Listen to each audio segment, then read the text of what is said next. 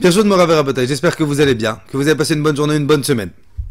Alors aujourd'hui je vais pas faire de devoir Torah avec vous, mais je vais partager avec vous une petite idée, mais que je trouve ô combien intelligente. Alors on m'a envoyé cette vidéo la semaine dernière.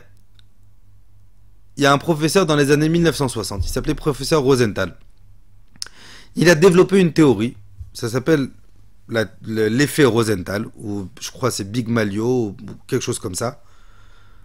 Bon, c'est quoi cette théorie? Alors, avant de vous dire c'est quoi cette théorie, je vais vous donner l'expérience qu'il a faite.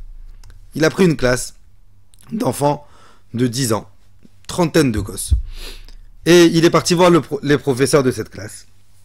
Et il a dit aux professeurs, sachez que cette année dans votre classe, vous avez 30 enfants, mais sur les 30 enfants, il y a 3 enfants, lui et lui, qui ont une intelligence plus développés que les autres. Ils ont un QI plus important que les autres enfants de la classe. Ils se sont aperçus, alors qu'en vrai, ces 3 enfants-là, ils n'étaient pas exceptionnels. Ils étaient comme tout le monde. Des enfants normaux, d'une classe normale, mais il a fait croire au professeur que ces 3 enfants étaient différents du reste de la classe et que ces 3 enfants étaient plus intelligents que les autres, alors qu'en vrai, ces 3 enfants, ils étaient comme tout le monde. Et ils se sont aperçus à la fin de l'année que ceux qui ont reçu les meilleurs résultats, ceux qui ont reçu les meilleures notes, ceux qui ont mieux réussi que les autres, eh ben c'était justement ces 3 enfants. Et il a sorti sa théorie. Et il a dit comme ça, si vos proches croient en vous, sur des capacités qu'on n'a pas, et ben cette confiance et cette force que les gens vont mettre en nous, et ben ça va faire en sorte que ça va marcher. Mais de manière plus réaliste, parce que c'est pas de la sorcellerie, c'est pas de la magie.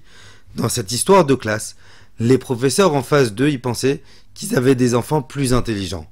Donc leur approche par rapport aux 27 autres enfants de la classe, leur approche, leur attention, leur amour, leur discussion, leur dialogue face à ces 3-là, elle était plus développée parce que les professeurs dans leur tête pensaient que ces enfants étaient plus intelligents. C'est ce qu'on appelle l'effet Rosenthal. Quand tu crois en quelqu'un, même si cette personne n'a pas les capacités requises, eh ben tu peux faire en sorte, si tu te mets dans la tête, il est bon, et bien mettre combien c'est important dans l'éducation, dans tout, c'est même pas les enfants, c'est dans tout notre relationnel. Si des fois à la maison tu penses que ta femme elle est, mais que tu te mets dans la tête, non.